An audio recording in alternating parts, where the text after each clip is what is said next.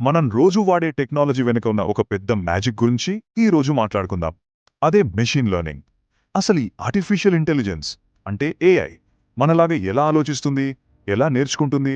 పదండి ఈరోజు ఈ మిస్టరీని ఛేదిద్దాం. మీకెప్పుడైనా అనిపించిందా యూట్యూబ్ ఓపెన్ చేయగానే అరే మనకు నచ్చిన వీడియోలే కరెక్ట్గా ఎలా కనిపిస్తాయి అబ్బా అని? లేదా నెట్ఫ్లిక్స్లో చూడాలనుకున్న సినిమానే హోమ్ పేజ్లో అలా టక్కున ఎలా వస్తుందని? అది ఏదో యాదృచ్ఛికంగా జరిగేది కాదండి. అదృష్టం అంతకన్నా కాదు. దాని వెనకున్న ఆ పవర్ఫుల్ టెక్నాలజీనే మెషీన్ లెర్నింగ్. సరే, అసలు ఈ మెషీన్ లెర్నింగ్ అనే కాన్సెప్ట్ ఎందుకొచ్చింది, దాని అవసరమేంటి? అది తెలియాలంటే మనం పాతకాలం ప్రోగ్రామింగ్ పద్ధతుల్లో ఉన్న ఒక పెద్ద సమస్యను అర్థం చేసుకోవాలి. ఒక్కసారి మీరే ఆలోచించండి. ఒక కంప్యూటర్కి ఎదురయ్యే ప్రతి ఒక్క సిచ్యువేషన్కి మనం ముందే రూల్స్ రాసి పెట్టగలమా? ఫర్ ఎగ్జాంపుల్, ఏది స్పామ్ ఈమెయిల్, ఏది మంచి ఈమెయిల్ అని చెప్పడానికి ఎన్ని ఎన్ని లక్షల రూల్స్ రాయాలి? ఒక పిల్లి ఫోటోని గుర్తించాలంటే 2 చెవులుండాలి, మీసాలుండాలి అని ఎన్ని రూల్స్ పెడతాం? అది ప్రాక్టికల్గా అస్సలు సాధ్యం కాదు. ఇక్కడే అసలు గేమ్ మారింది. ట్రెడిషనల్ ప్రోగ్రామింగ్లో ఏంటి, మనం కంప్యూటర్కి ఇన్పుట్ అంటే డేటా ఇస్తాం, ఇంకా రూల్స్ కూడా మనమే చెప్తాం, అప్పుడు అది మనకు అవుట్పుట్ ఇస్తుంది. కానీ మెషిన్ లెర్నింగ్లో మొత్తం రివర్స్. మనం ఇన్పుట్ అవుట్పుట్ రెండూ ఇచ్చేసి, ఓ కంప్యూటర్ ఈ రూల్స్ ఏంటో నువ్వే కనుక్కో అని దానికే ఆపచెప్తాం. చూసారా, మొత్తం ప్రాసెస్నే తలక్రిందులు చేసేసింది. మరి డేటా అవుట్పుట్ ఇస్తే సరిపోతుందా?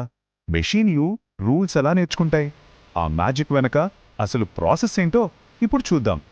చాలా సింపుల్గా చెప్పాలంటే మెషీన్ లెర్నింగ్ అంటే ఏంటంటే, మనం ప్రతిసారి ప్రత్యేకంగా కోడ్ రాయాల్సిన పని లేకుండా దానికి జస్ట్ బోల్డ్ అంత డేటాని ఫీడ్ చేస్తే చాలు.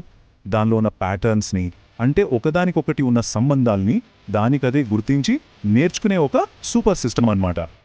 ఇది అచ్చం ఒక స్టూడెంట్ ఎగ్జామ్కి ప్రిపేర్ అవ్వడం లాంటిది.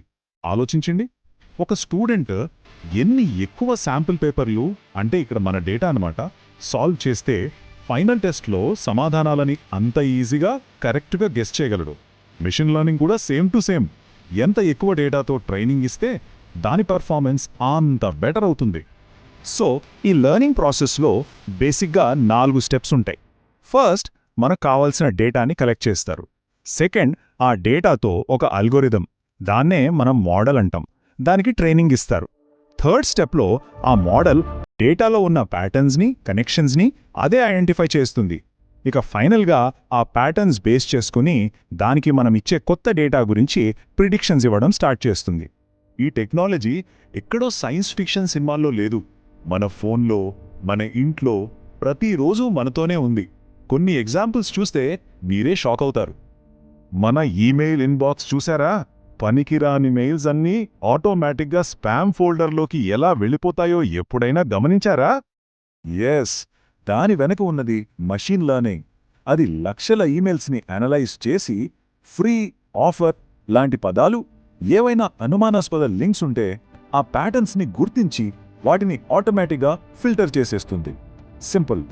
సరే, ఇంకోటి, మనం బయటికి వెళ్ళేటప్పుడు గూగుల్ మ్యాప్స్ ముందే ట్రాఫిక్ ఎలా ఉంటుందో చెప్పి ఫాస్టెస్ట్ రూట్ ఎలా చూపిస్తుంది? కరెక్ట్, ఇక్కడ కూడా ఉండేది మెషిన్ లెర్నింగే.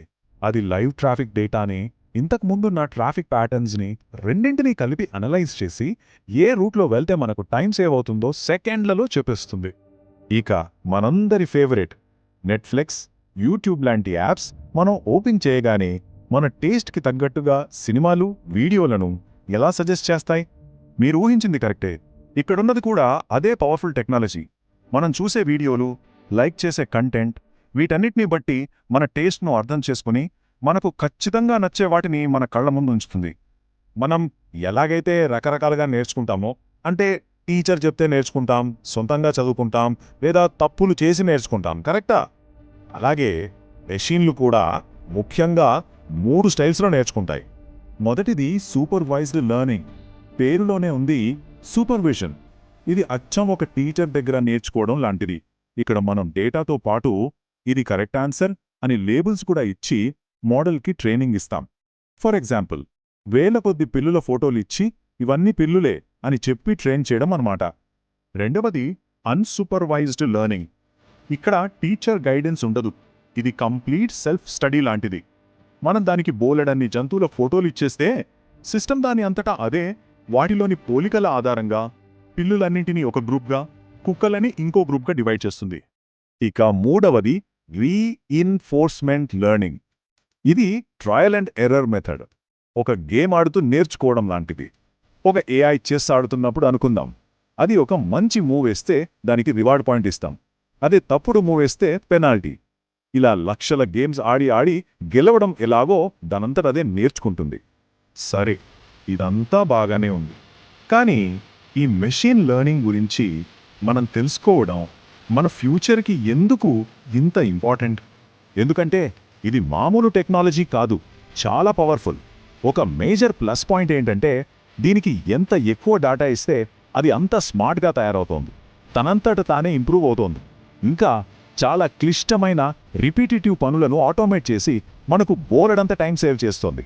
ఇప్పుడు చూస్తే హెల్త్ కేర్ నుండి ఫినాన్స్ వరకు ప్రతి రంగంలోనూ ఇది విప్లవాత్మక మార్పులు తెస్తోంది.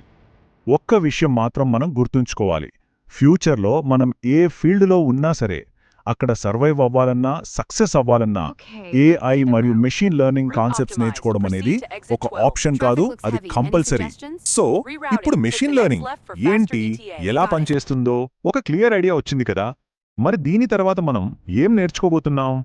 ఏఐ ప్రపంచంలో మన ప్రయాణం ఇప్పుడే మొదలైంది. ఇలాంటి మరెన్నో కాంప్లెక్స్ టాపిక్స్ని సింపుల్గా అర్థం చేసుకోవడానికి, మాతో పాటు ఈ టెక్నాలజీ జర్నీలో ముందుకు సాగడానికి ఈ ఛానల్ను ఫాలో అవ్వండి.